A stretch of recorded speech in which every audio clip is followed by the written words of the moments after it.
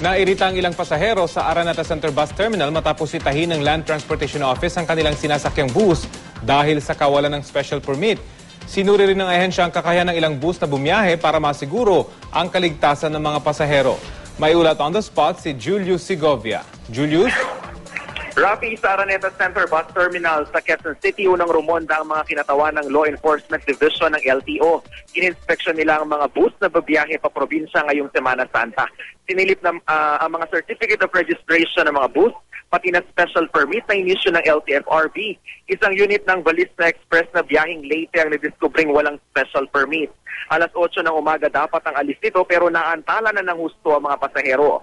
Ayon sa LTO, sinasamantala raw ng ilang bus company ang pagkakataon ngayong peak season kung kailan maraming pasahero. May special permits naman daw na inisyu sa Balista Express pero nagkataong walang permit ang isang unit nila kanina.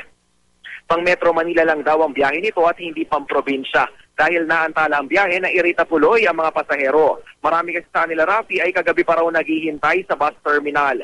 Ininspeksyon din ng LTO ang mga gulong ng mga sasakyan, pati na ang wiper at mga ilaw. Importante raw na walang depektibong bahagi ang bus para iwas Nasita naman, Rafi, ng LTO ang mga bagahe sa aisle ng ilang sasakyan.